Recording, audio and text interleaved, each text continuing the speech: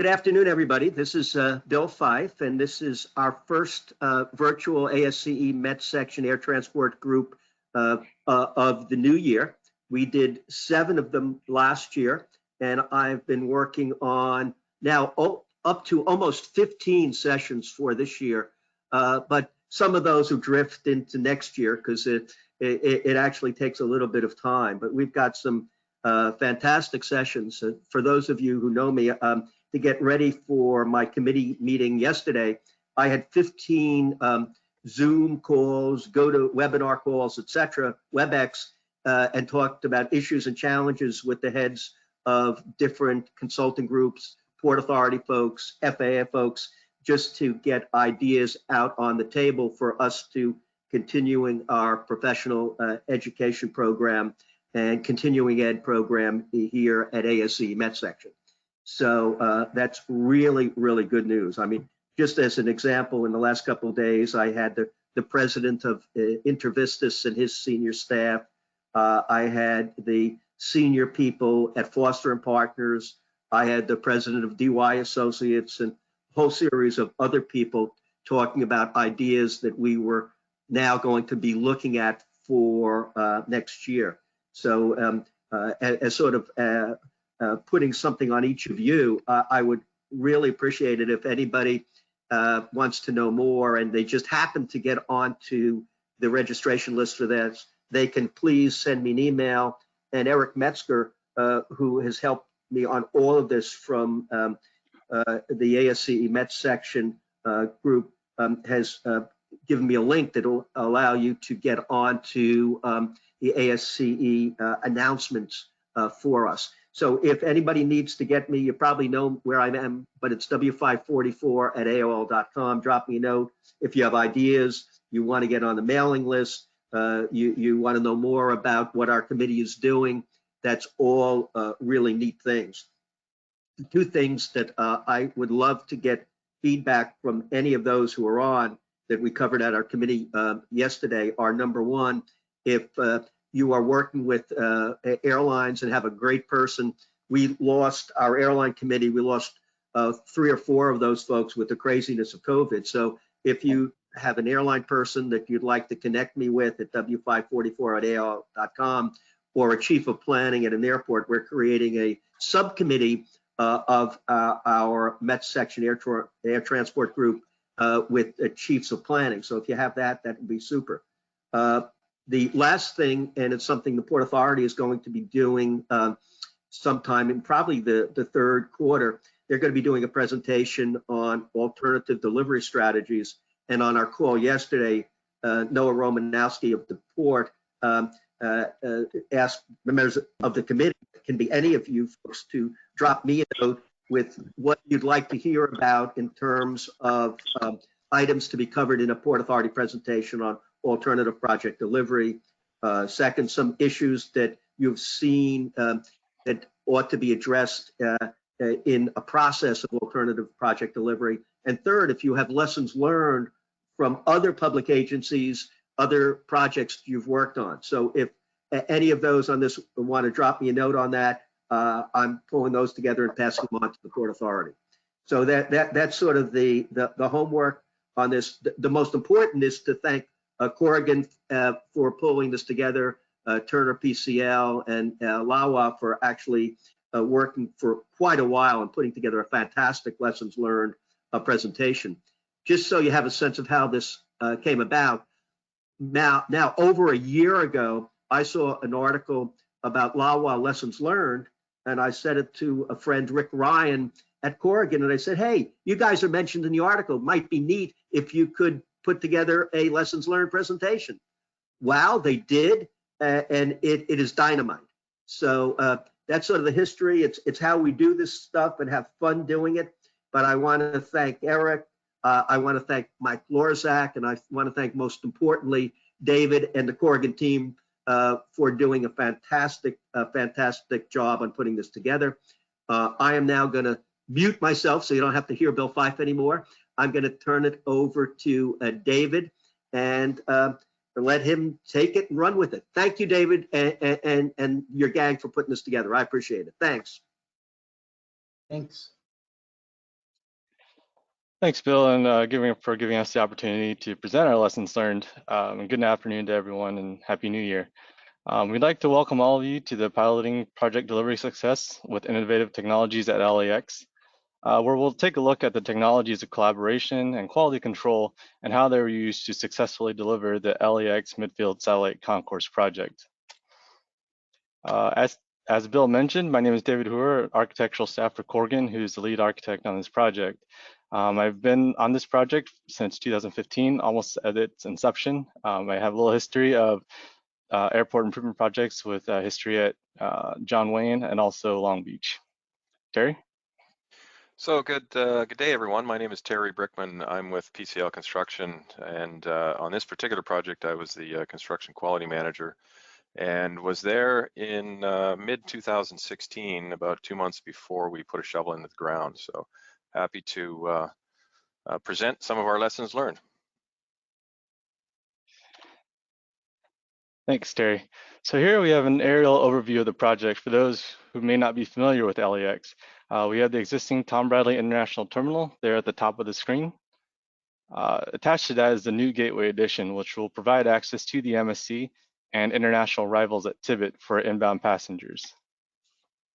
Next, we have the 950-foot long passenger tunnel that spans 2 taxi lanes, and that leads to the MSC. MSC contains 12 Group 5 gates and also 3 Mars gates for Group 3 aircraft, giving it a wide range of capabilities. As part of the baggage optimization program at LAX, we have 2 tunnels connecting utilities and baggage handling systems from Tibet to MSC.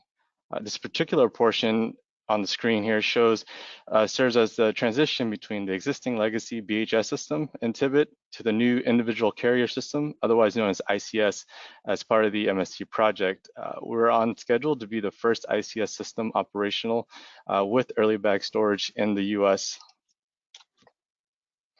The second portion of the utility tunnel, which is 1,630 feet in total length, is a continuation of utilities and the ICS system, as well as access to the North Baggage Building, which contains early bag storage with capabilities of up to 2,100 bags and sort piers for outbound baggage.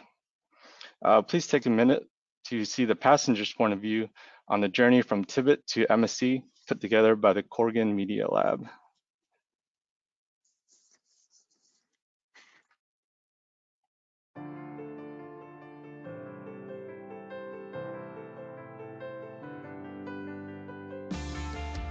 Welcome to Los Angeles International Airport's new concourse addition to the Tom Bradley International Terminal.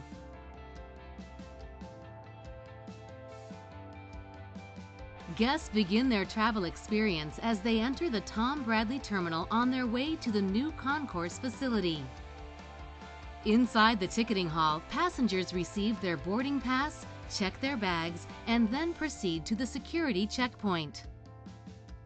After clearing security, guests will enter the Great Hall of Bradley West.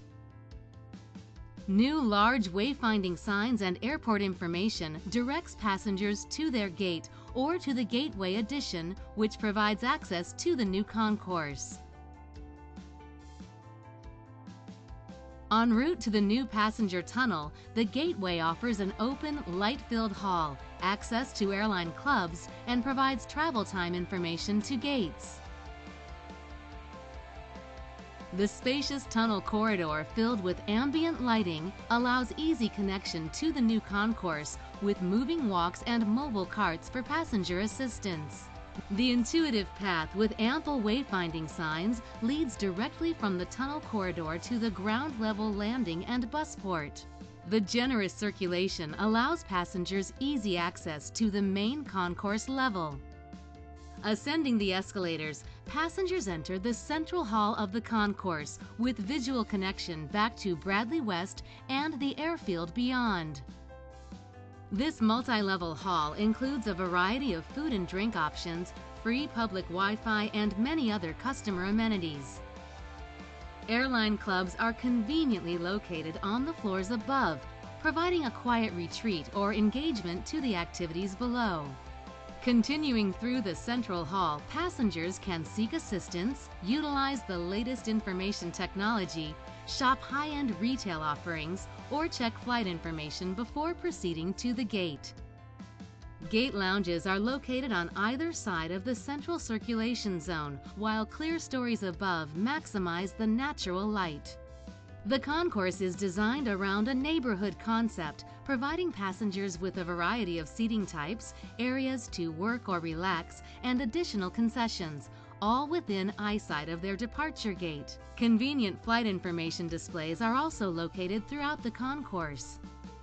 Toilets, nursing rooms, and pet relief areas are conveniently located, while prominent wayfinding signs easily identify gate lounges.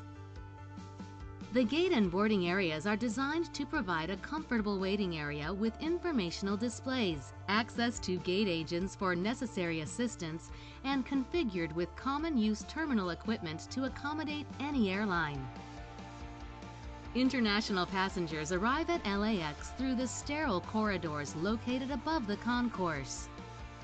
Dual glass corridors are provided on either side of the concourse below the curved roofline, offering views to the outside and the concourse activities below, while providing an intuitive access route to the International Arrivals Hall in Bradley West. Viewed from the exterior, the new International Concourse boasts a stunning curvilinear roof with varying heights, exterior glass walls, and a repetitive rhythm that complements Bradley West's ocean theme. When complete, the new International Concourse will provide additional aircraft gates and elevate the customer experience at LAX.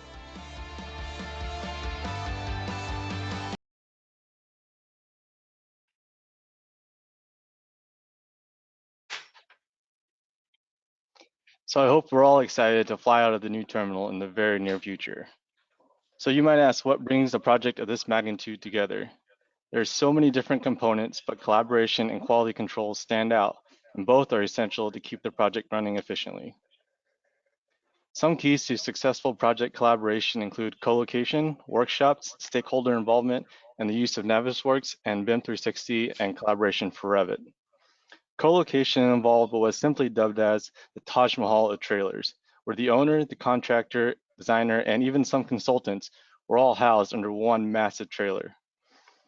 This allowed for collaborative workshops between all parties to ensure all sides were on the same page, or at least provided an arena to discuss issues. Since both the design team and the owner were co-located, we were able to use a virtual reality system that was set up right in the office to give stakeholders a better understanding of the scope and design issues that came up. I know Terry will echo my praise for the use of Navisworks on this project because this allowed the contractor and the design team to run clash detection well before construction even began. Lastly, BIM 360 and collaboration for Revit provided a single source of model management for the design team. Yeah, I think that was the key, David, that we were all together, and we were chatting earlier just before we started how we missed those days where we could just get up and walk over and talk with the designer or the owner and just resolve any issues. And so that co-location and having the facility ready to go was, I think, a very key factor that was important in this job. Agreed. I believe a lot of problems were solved quickly since we were co-located, so that helped speed the process up a little bit. So here we have a graphic to give you an idea of the firms that were co-located in the trailer, including the owner, both contractors as part of the joint venture, 3 architecture firms, and even the civil consultant. Although majority of the consultants were located offsite, as indicated by the blue squares, the use of collaborative technologies did not make it seem that way. As you can see here, the project utilized both CAD and Revit file formats, as well as various other types of digital media types, depending on the consultant, such as Illustrator for signage and Word documents for geotech and acoustical consultants. The architects were responsible for 17 Revit files alone due to the large scope of the project and the various project scopes. So it's important to write into the subcontracts of each of your major players in mechanical electrical that they need to work in this collaborative environment, get the software, and participate. And so that was what we did. And it worked very, very well because we were exchanging models with the designer on a real-time basis. Exactly, and it allowed us all to work on the same platform, which made things a lot smoother. To give you an example of stakeholder involvement, we used virtual reality software during the design of the new ramp control tower in conjunction with airport operations. They had some concerns about what would be visible from the tower, so we were able to model and render both the interior and exterior space, complete with appropriate aircraft at each gate. And airport operations was able to put on the VR headset and get a sense of the space and help ease some of the visibility concerns they had. Terry, were there any benefits of VR from the contractor's point of view? Well, yeah, in many aspects, you know, these VR models and renderings are done for a specific reason, but we found that by showing our own staff, our field superintendents and our subcontractors, some of these models and running them through them, it was crucial because they could get a 3D perspective. And so we opened up that access to them, and it was profound, especially if you look on the bottom left.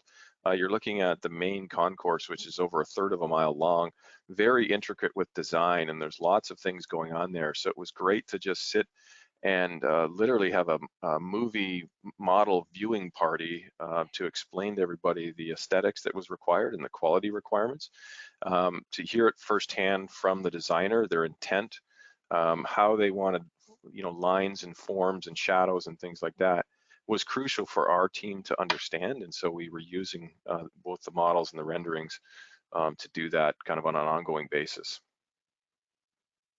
Right, I know we also use Navisworks for clash detection prior to construction and even during construction. Can you elaborate a little bit more on that? Yeah, that's probably one of the best examples of clash detection. As you can imagine with airport, there's a lot of utilities that are running. We did have a central core, you're seeing that in the top right. And the utility tunnels provided the heating and cooling, but we had to distribute that down the 1,300 foot, 1/3 of a mile length of the corridor. And so you can imagine trying to pack all that into those soffits and ceilings was crucial. And so we had a whole team of that would work side by side with David and his team on the clash detection. So we would eliminate those, as we say, let's build it twice, once in the model and once in the field. And that was crucial because we found a number of clashes that we're able to easily get modified and work around, and then our craftsmen in the field would put it in once. And so that was, again, it started with the understanding that we're going to use this as a tool in the field. So once you have that understanding and you have the subcontractors buy into that, it's crucial that they also have competent designers and people that are familiar how to use Navisworks and things like that to incorporate their equipment models right into the base model. Agreed, and Navisworks quickly became one of my favorite programs during the construction of this project. But in order to get there, we have to have Revit models. And collaboration for Revit allowed the design team to manage and organize the numerous amount of BIM files required to complete this project. With collaboration for Revit, we're able to monitor users in specific models, monitor their syncing status to make sure we're not syncing over each other, communicate with other project team members, and manage administrative tasks for the models. As the file sizes were extremely large, collaboration for Revit ensured that we could operate smoothly and efficiently. And BIM 360 allows for file sharing within the entire project team, including CAD files, PDFs, Revit files, and other necessary project files. BIM 360 also provided a single location for project consultants to upload their required monthly archives and allowed the team to access the as-built for the project as needed. And I know the contractor, Terry, that you guys use those monthly archives to update the Navisworks models for clash detection. Yeah, and we used it for a host of other items. We used it for our monthly progress draws, for example, to demonstrate, you know, what percentage was complete, that kind of thing. Was very, very helpful. Again, that's technology that had another purpose, and so that was useful. But yeah, I can't, and one of the key things, one of the lessons learned is make sure your infrastructure is set up, make sure you've got the right, and I'm not an IT specialist, but the right file conduit size to basically take the traffic that you're going to need on these very large projects, because they're very, very large files, and just waiting for that spinning wheel of death, so to speak, to upload a file takes a lot of time. So spend the time up front to make sure you've got that incoming conduit size and IT specifications to satisfy your team.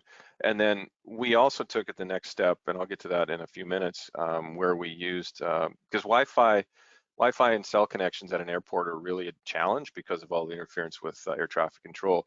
And so it's important that you think through that process so that you can use these tools in the field, which we did, and I'll elaborate that in a little bit. All right, I know both of our IT departments had some minor issues up front, getting all of us together working on the same platform, but I think in the end we all got through it. So we actually had a full-time IT person on our team because it was just so critical with the size of the files. So great lessons learned. Agreed. So through the use of BIM 360, collaboration for Revit, co-location, workshops, and other technologies, we were able to cohesively come together and to deliver the project to the owner. While having a little fun along the way with safety barbecues, happy hours, and your friendly March Madness bracket challenges. Yeah, it's important in a big co-located facility that we had. We had over 300 folks between Corgan, PCL Turner, and LAWA, and so it was important to get to know each other. And so we had various fun times together, safety barbecues that you mentioned, Final Four competitions, and it's you have to build that relationship to be effective working in that kind of a collaborative environment. I do say it from the contractor side, it takes a little bit of, contractors are generally used to being out in the mud and stuff like that. So, we have to coach people that this is a professional office. And so, again, a lessons learned there that you make sure that your team understands the environments that you're in, because to be effective, you have to make it collaborative, which we were able to do. 100% agree. So to summarize, the co-location played a vital role, as we discussed, in ensuring clarity and collaboration between all parties. The workshops provided a vehicle for the parties to be involved in design, and cloud technology virtually brought together the different teams, no matter where they were located, which is even more important now during these unprecedented times.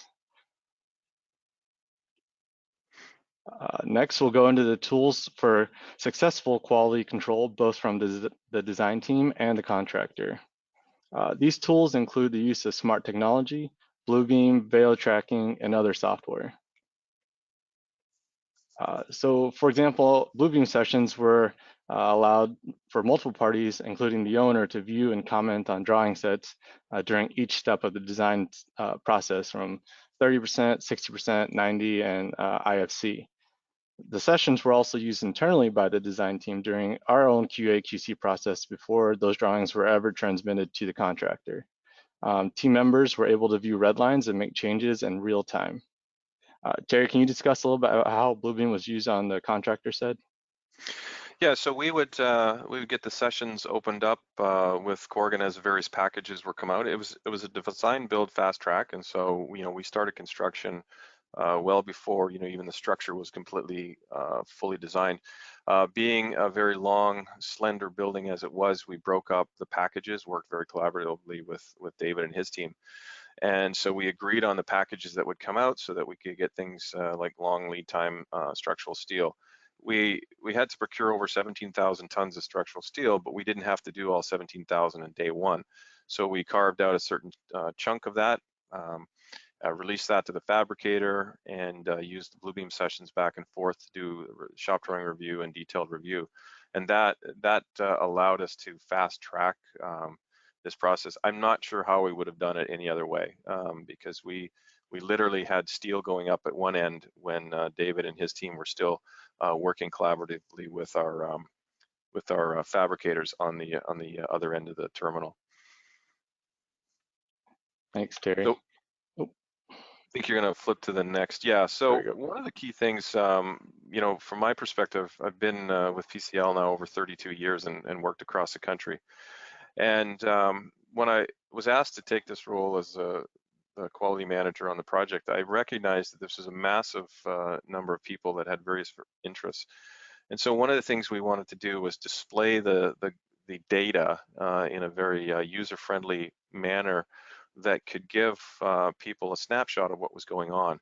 And so this is an example of the dashboard. We looked at the 5 key performance indicators: safety, quality, schedule, and a couple of other, the key ones, obviously financial as well. And so we created this dashboard collaboratively with LAWA and worked on various things. And as you can see, there's various tiles, and we just highlighted the quality section here, for example. So various tiles, each one of those tiles had data supporting it. And so if you wanted a deeper dive in each one of those tiles, you would just click on the tile and it would take you to the more data and more information. And we found that really successful because we were communicating with multiple entities, either from the airport authority, various design requirements, and also our own staff. And so, you know, the old days where you'd say, hey, can you send me a graph of your performance on X? That just wouldn't happen here. It's just too large of a project, you know, well over $1 billion. And so this worked really, really effectively.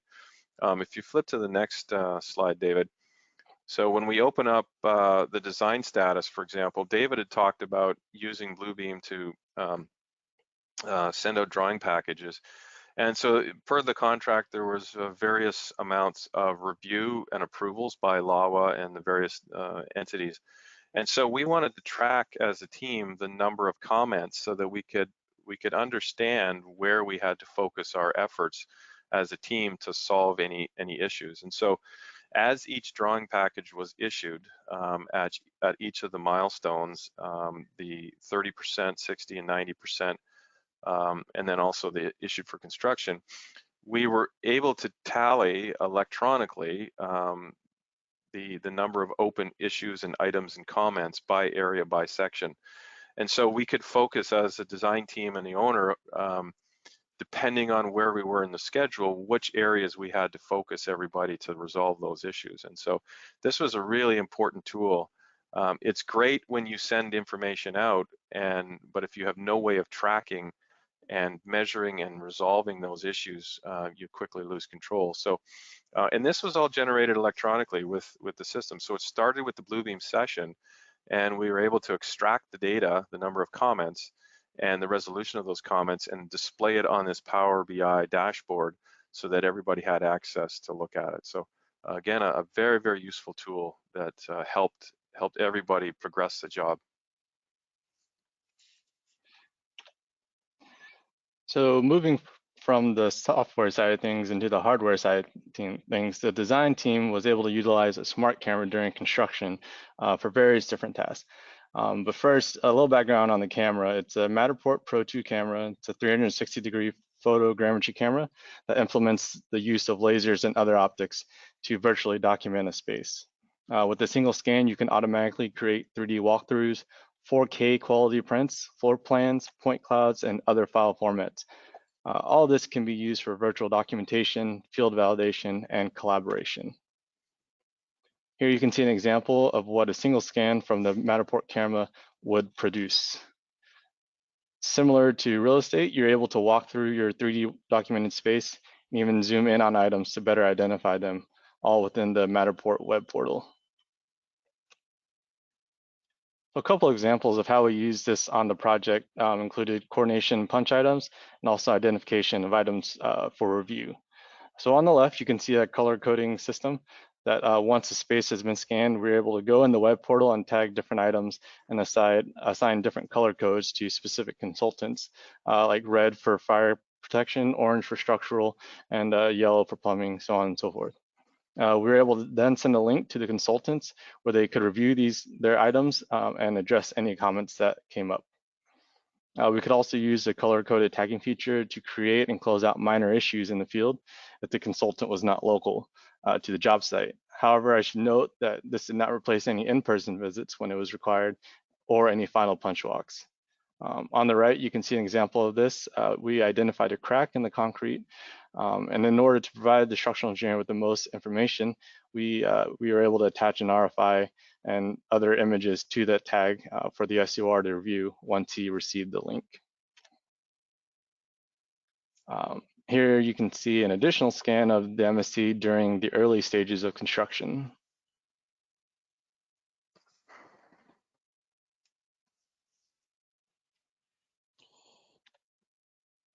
So we're able to use the camera to document project progression during the different phases.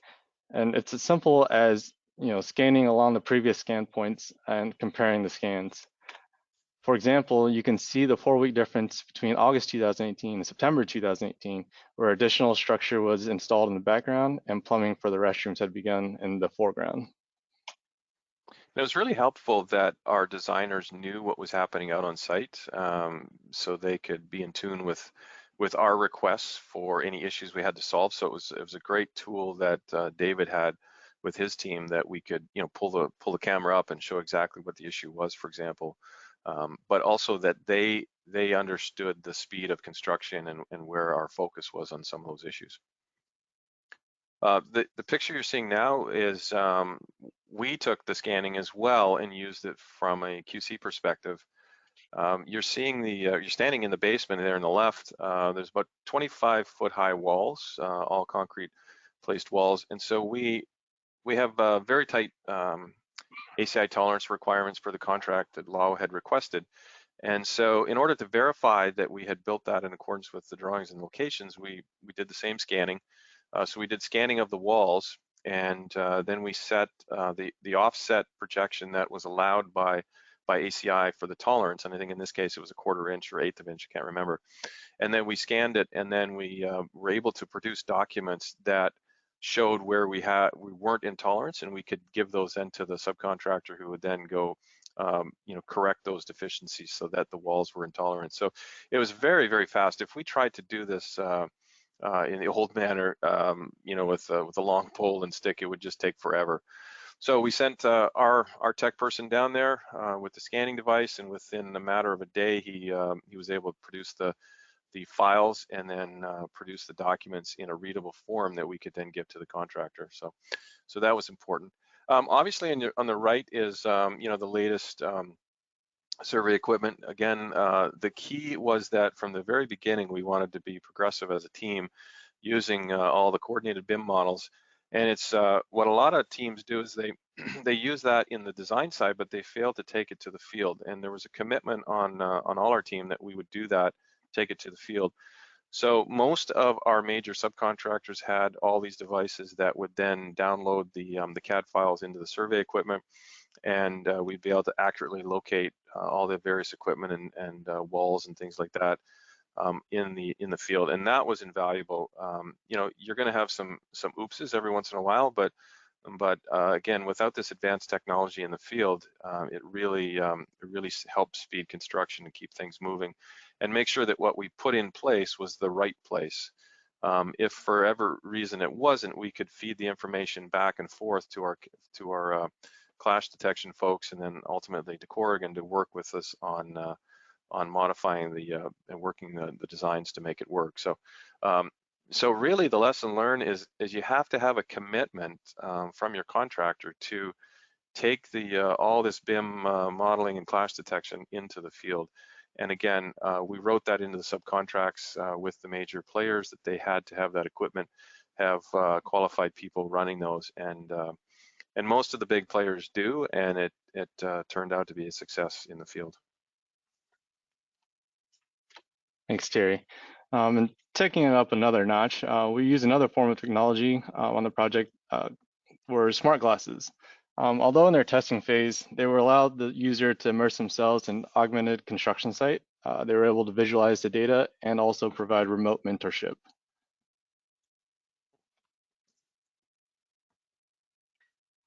Smart glasses are compact and can easily be carried by the user on site without any hassle. The user is able to visit the job site while talking to the office team, as you can see here. That ensures everyone is on the same page. We're also able to call attention to certain items by simply drawing on our screen, which the field user can then see within the glasses. So here we're indicating a conduit that may have come into question. For example, if an exit sign location came into question, the glasses would allow both users to identify and illustrate the intent of where the sign should be positioned. The smart glasses also allows the field user to immerse themselves within the model by overlaying the digital over the actual field conditions. This allows for QC verification of items that may come into question. And lastly, we're able to call out and tag issues and can assign pertinent information to those items for future use by the field user when they go back out on site.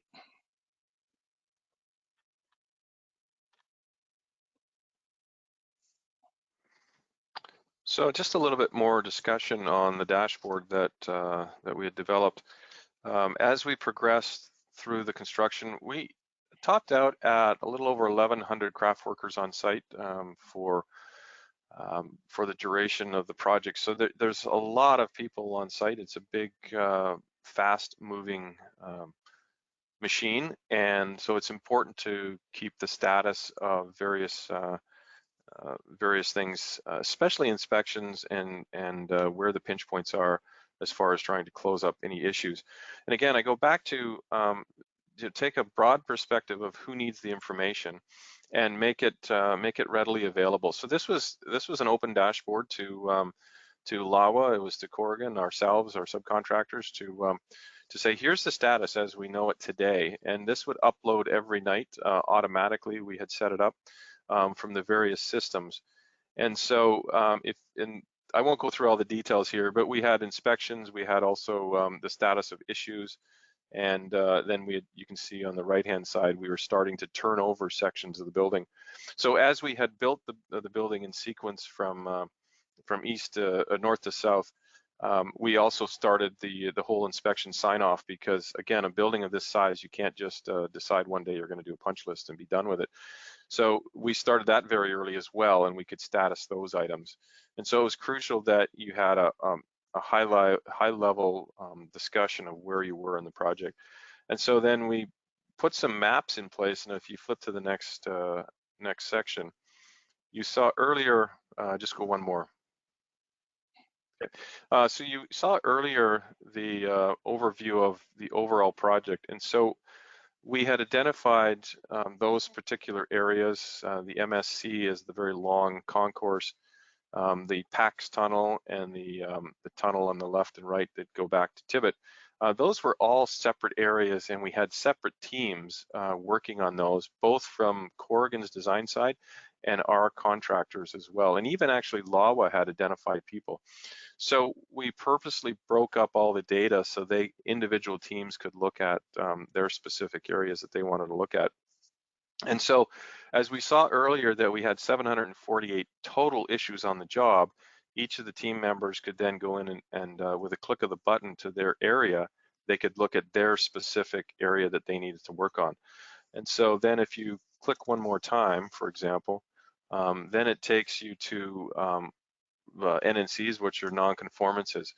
And so of those on the job at that particular time, we had 10, and we had 9 in the overall concourse, the MSC, and we had 1 up in the top left-hand corner. So for me as the overall quality manager, it gave me a perspective where I needed to focus our attention on issues and how to resolve them and things like that. So it's a very good graphical tool that again was all done automatically. We set it up so that people didn't have to go in and update spreadsheets. The software did it automatically, and this is all commercially available software. So it's important again that you think about that long-term strategy through the entire portion of not only the design, the construction, but also the deficiencies and reviews and punch list and things like that for close up. And so this was kind of the tool we used for keeping everybody engaged on where we were with it. If you take it one more slide, how we captured that data was using barcodes. We had over 800 different rooms that were identified, everything from janitor closets to bathrooms, washrooms, various particular areas. This is a level on the baggage area where the tugs would drop off the baggage. And so each of those areas was identified with a barcode, so you can see that. And we had to experiment because this was, in this particular case, this was open to the environment. So obviously you have to experiment how you're going to have a barcode there. How do you tape it on the wall? If you use the wrong tape, then it becomes issues on the concrete later. So we did a lot of early experimenting with that. And then we used the iPads, and the Innate is a software platform. It used to be called Veo. They were bought over by Innate. And so simply you would walk up to that barcode, you would click on it, and it would tell you all the issues and items that were in that particular area that you had to deal with as a team. So we started that early, and it was good. We did, because you work out the kinks of using it out in the field. One little thing you can look at, for example, is the safety gloves that you have don't work well on an iPad. So you had to get special gloves to so you can swipe left or right. It's little things like that. It may not seem like a big deal, but when you have 1,000 craft workers and you have over 300 salaried staff that are working on the job, those little things add up to an efficiency factor. And so we demoed a lot of those well in advance, so that we could work with the software vendors to make sure we had something that was going to work efficiently for everybody on site. So we use these barcodes on every one of the rooms, and LAWA then liked the information so much that they actually kept the barcodes on the door frames, and they're now using it for their maintenance staff as they take over the facility, so that they can status the maintenance of the air handling units and things like that in those particular rooms. So that was a whole cradle to grave aspect of technology on the job site.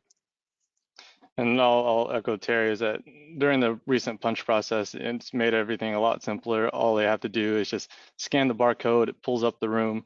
If there's previous punch items, LAWA inspectors were able to see what's already been called out.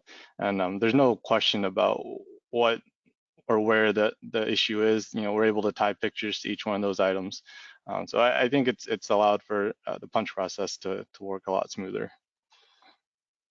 That's great. So sorry. So here you can see the tools that are currently being utilized on each part of the project, and where smart technology might play a role in your project. So for example, during the design phase, the smart camera is able to document and produce point clouds of existing spaces, such as tenant improvement projects, when the design team can use that to design around and incorporate into the design.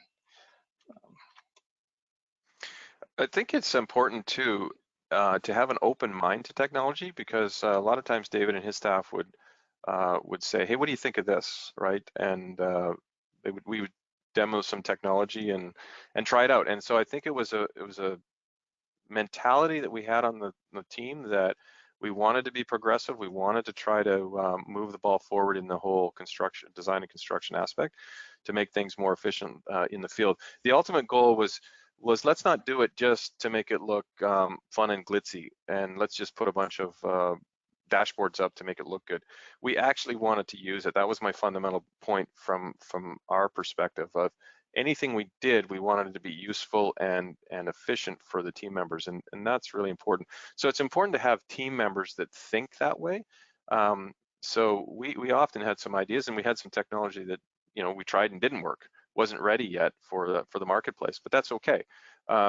Because one of the lessons learned that we had is, as I mentioned here, is adopt the technology early and in the equipment and utilize it. And if you utilize it early, you get the kinks out, the bugs out, have an open relationship of what works and what doesn't work, and then you'll be more successful. If you wait until that you're ready to start punch, for example, and you're just now starting to establish barcodes, you're way behind, and you'll be frustrated with it, and ultimately nobody will use it, and they'll go back to what they're using. So adopt it early, do it on demos, things like that. Use the technology for a simple, intuitive message. Your audience is vast, and they will make it easy for them to understand what the message is you're giving them.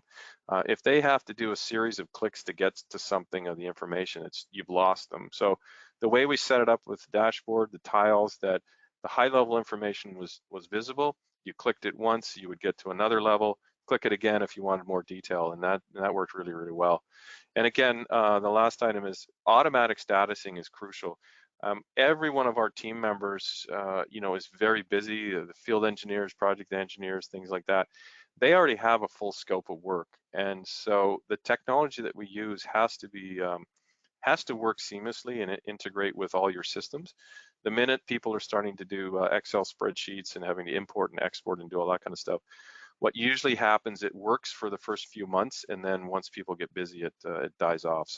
So think of your strategy of how you're going to implement that, who's going to do it, and how efficient it is to get the data into a usable format on a display that people can use.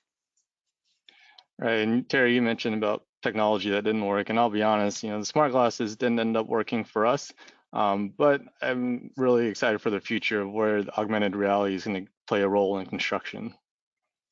Yeah, we took that technology and tried it in the field, and we got a whole bunch of clashes and issues, and we kind of came to the consensus that it was great technology, but was just a little early yet for practical use. And I think the technology folks, we gave them some good feedback, and it will be useful soon. It just wasn't when we needed it to keep this train moving so fast. Agreed. So as this project nears completion here in the next few months, I'm not sure where we would be, without the use of the technologies we discussed today. I believe we were able to make the time spent on the project more efficient, especially with the use of Navisworks and BIM 360. The smart technology also played a role in ensuring the information that we gathered in the field was correct and could also be distributed to all the team members, no matter where they were located. Terry? So what you're looking at is, over a couple of years of construction, and you can see the progression from left to right on your screen. And so that was important to have an overall strategy that used technology. And as we tweaked it, going from one end to the other, we got much better and became much more useful to everybody in the field. We'll just let it play for just a few more seconds. You'll see that it does rain the odd time in Southern California. It's not always sunny out here. It's not always sunny. If you do land at LAX, you can't miss this new terminal. It's right between the parallel runways. So you don't, depending on whatever side you're sitting on, you will see it as you taxi around. We were able to be landside for 3/4 of the job, which was very, very helpful. So we're able to drive our staff in directly to the job site. There was a point right here, as David's pointing out, that we had to close those taxiways up and redo those taxiways, and then the entire facility became airside. So there was a whole busing program that was required to get all the workers into the job site. Yep. And just a little eye candy, bring renderings to life. So here we have the core that we've mentioned previously and what it looks like today with the nice chandelier and also the exterior of the building.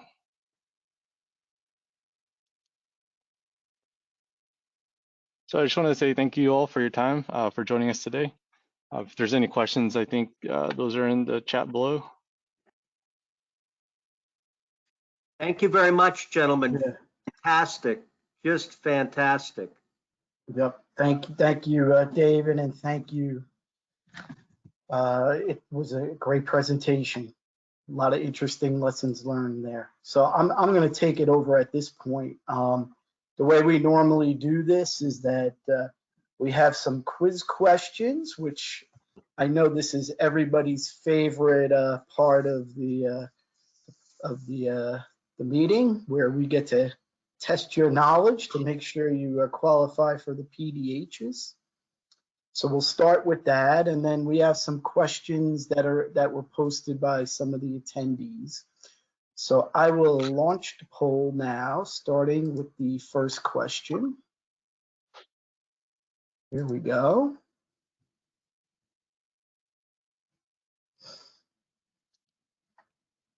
So the first question is, The exterior design of the new Midfield Satellite Concourse at LAX is meant to complement the existing Tom Bradley International Terminal. True or false?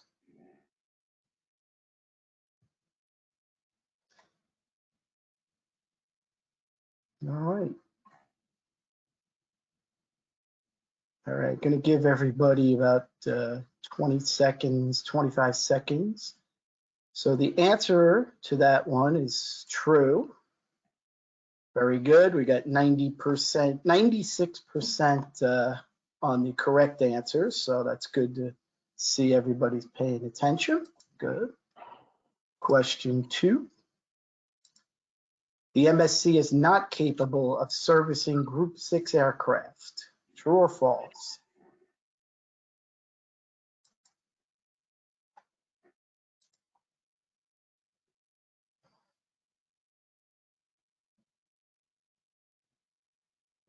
All right. Wait for a few more people. Yeah, everybody should be chiming in on these questions. Come on, we only got 66% voted. We need 90%.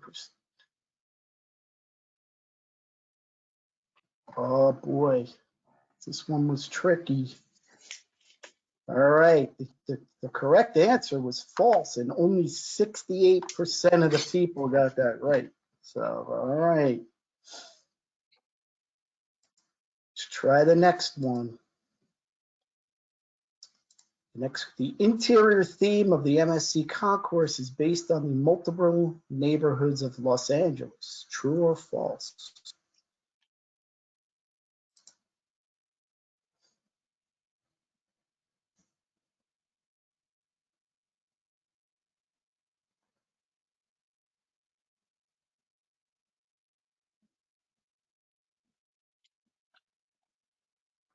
Right, we got about 3/4 of the people voting on this one, and of course that is true, and 81% got that one right. Okay, so we're back on track. Very good, team, gang. All right, number 4. Smart technology, cameras and glasses can aid in the day-to-day construction operations, quality control, and design charrettes.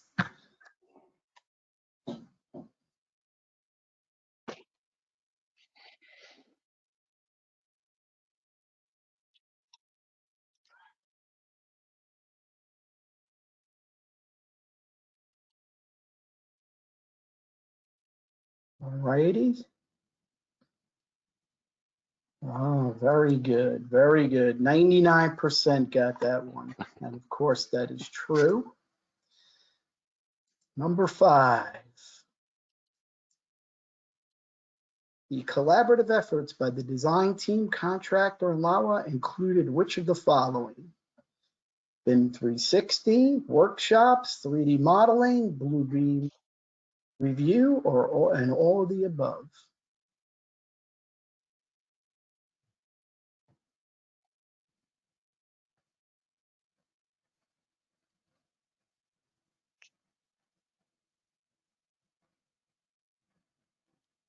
All right, get a few more votes in there on this.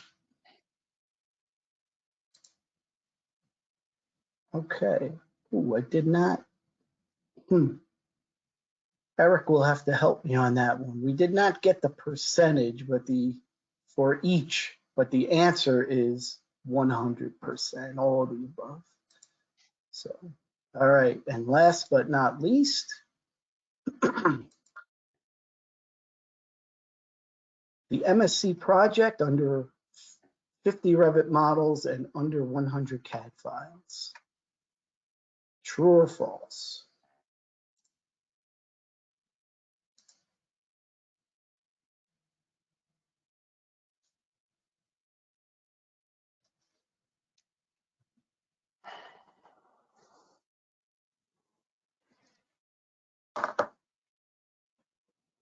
All righty. The correct answer to that one was false. I'm sure there was much, much more than that. Hundreds. 77% of the people got that correct. So, Very good. Everybody was paying attention today. Glad to see that. All right, so let's scroll down to the questions here. I'm gonna undock this here. All right, let's start from the top. Oops. Trouble with my undocking function there.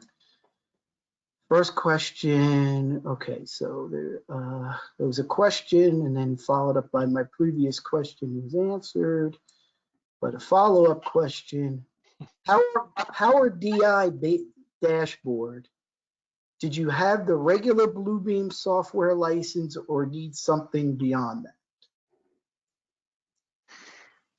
So, David, do you want to talk about the design Bluebeam software? Yeah, so we just had Bluebeam review. It wasn't anything. There wasn't anything special about it. It was just your typical Bluebeam review. But I don't recall how it related to Power BI.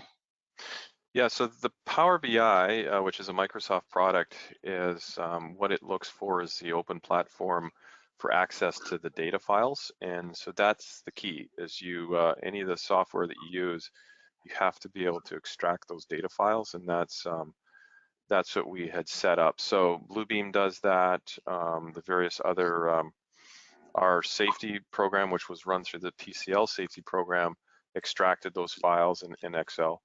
And that was what was done every night to automatically regenerate the dashboard. So the key is when you're listening to any of the vendor presentations is, do you have access to the data, the raw data that you can import and export? And if they say no, then you won't be able to do that.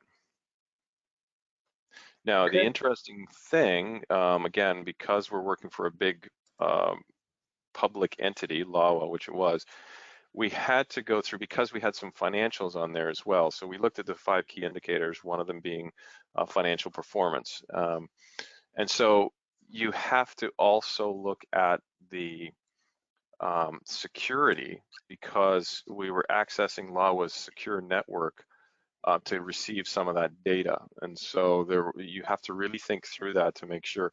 And in the end, it was fine. We were able to use a software called Azure, which basically was a third party. We would extract what we would need from each company's database, and only that, and then it would then talk to Power BI. So it was a one-way extraction, so that you didn't infiltrate anything back into your native files through the dashboard. So again, that was a whole collaboration with LAWA. LAWA's IT person was very, very collaborative, wanted to do this. And Turner PCL wanted to do this as well. And so those were kind of the early discussions we had to talk through with their senior IT people, because as you know, IT is very protective of data and who gets access to it. So so really think through that when you're building your dashboard, that you can achieve that in the end. So. Thank you, Terry.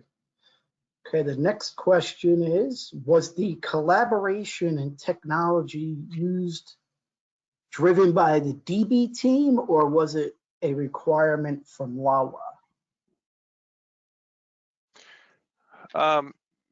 David, I can jump in there. I mean, it was really the LAWA's, it wasn't a contractual, it was more of a goal that the team members would push technology. And so that was something that I know PCL as a company does, and Turner does as well, and as I mentioned, Corgan does. So it was something that we all embraced. It wasn't contractual in the sense that we had to produce a dashboard. For example, on the quality side, we did it because it made sense. There was language in the contract that LAWA would have access to all my quality records. And so as I explored that, I said, well, it's all public records anyway, so how do I make it the most efficient?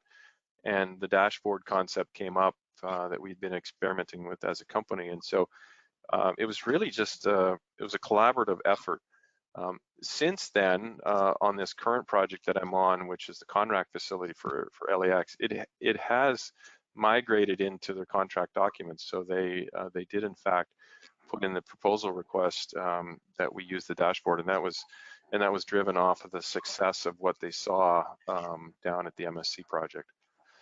Right, and So, I know the co-location and the workshops I believe, were part of the contract, but as far as the technology goes, like the smart camera, we discovered that actually early on in construction and pitched the idea to LAWA to be able to implement that into the project, and they were well receiving of that and gave us the go-ahead to let us use that.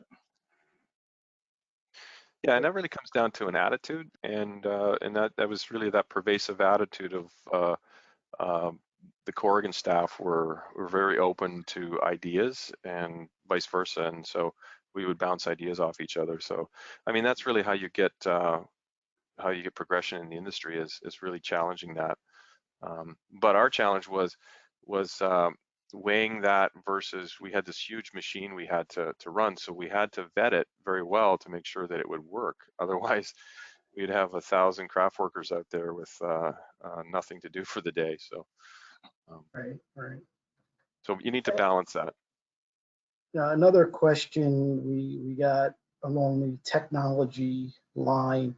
Are there any emerging technologies that you had desire to use but did not use on the project that you felt would have benefited the project in hindsight? Maybe a lesson learned in there. None that come to mind, but I will say, like I said earlier, the smart glasses were still in their developing phase. So I would assume by now that, they've been able to develop it a little bit more and make it a little more seamless to be able to integrate it into the project. And I think that was valuable to be able to overlay the digital model with the field model, or the field while you were out in the field. So I think that would be helpful. Yeah, I would concur with that. I was really hopeful because we had so many utilities running all over the place and putting 10-inch water pipes in the air and making sure you had it in the right location was really beneficial. So we were really hopeful, and we gave it the good college try. We took it out there.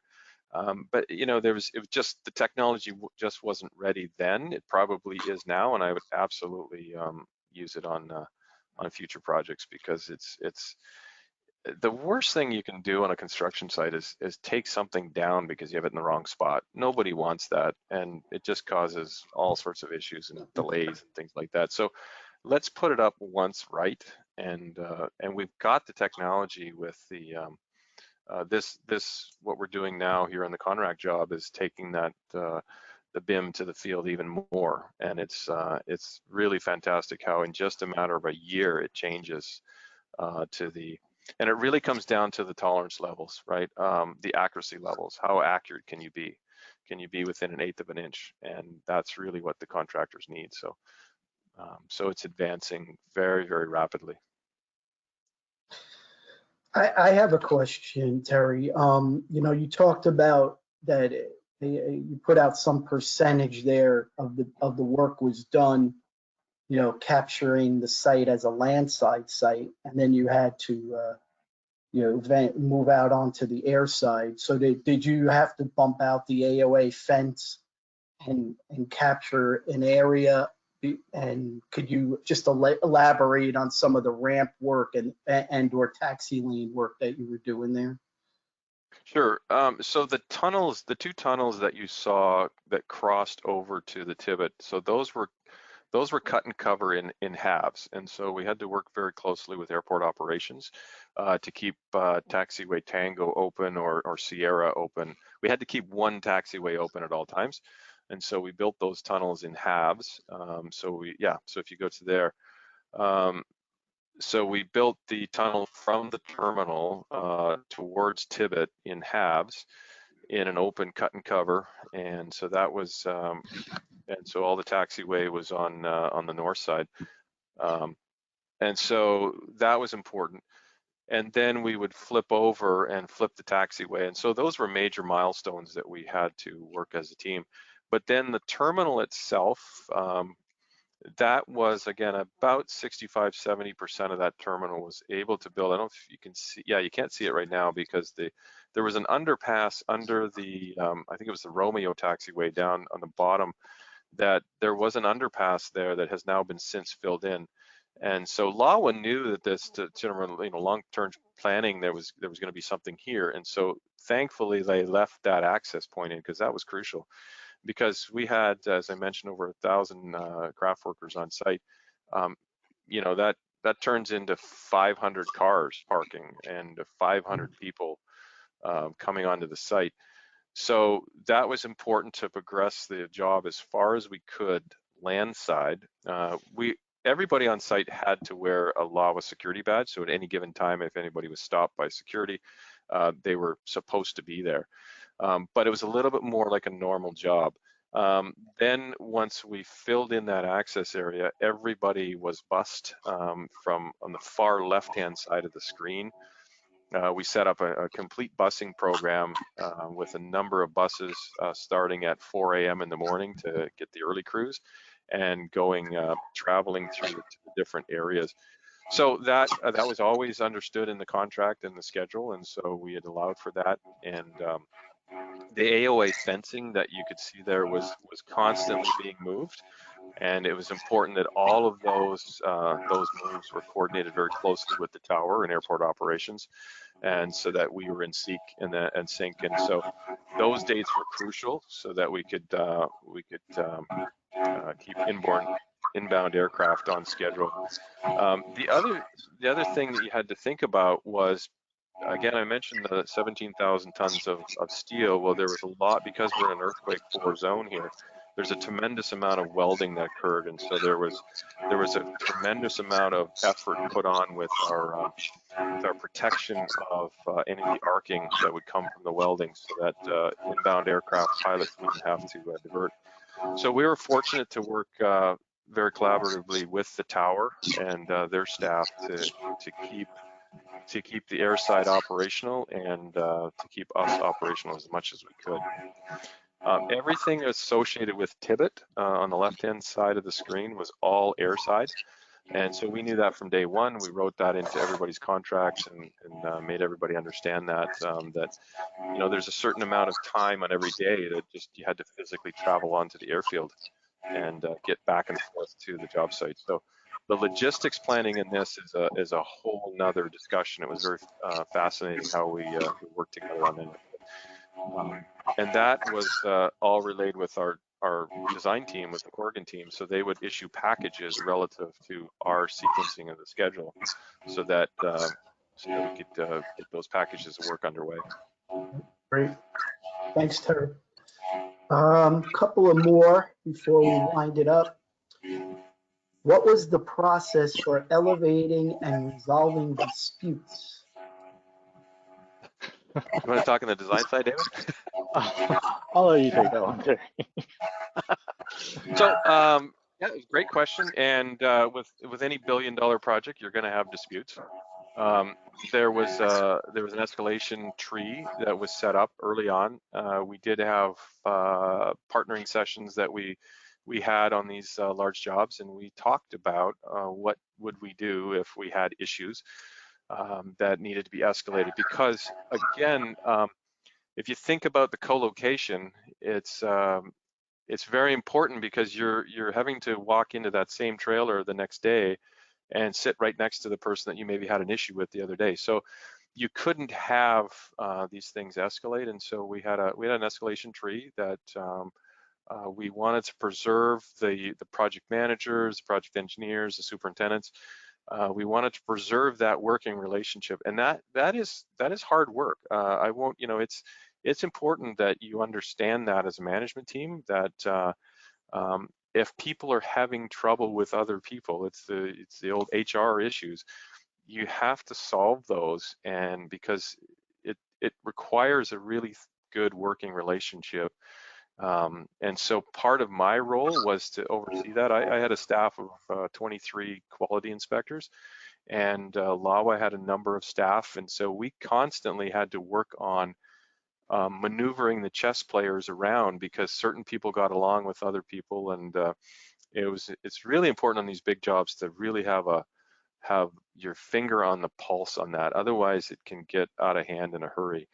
And I know same with Corgan. If there were issues with drawings being late or commitments that weren't met, it was important that we met with them and explained that the ramifications so that we don't destroy that working relationship, and that we could go go bowling with each other as a team on a Friday night, because that was so crucial, and it does take a lot of work.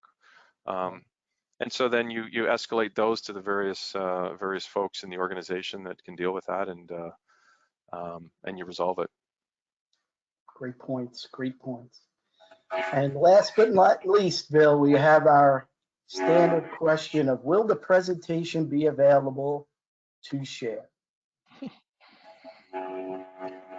That's really a question for David to respond to. Some firms don't want to, some do, and I don't make that decision. Bill, I'm not opposed to it, but let me double check with you, and I'll let you know as soon as I find out. That's fine. We'll coordinate. And that's a good way to wrap up, because what I want to do, again, number one, thank the two of you and your colleagues on the team, particularly David Kim, who couldn't be with us but helped do this with you folks.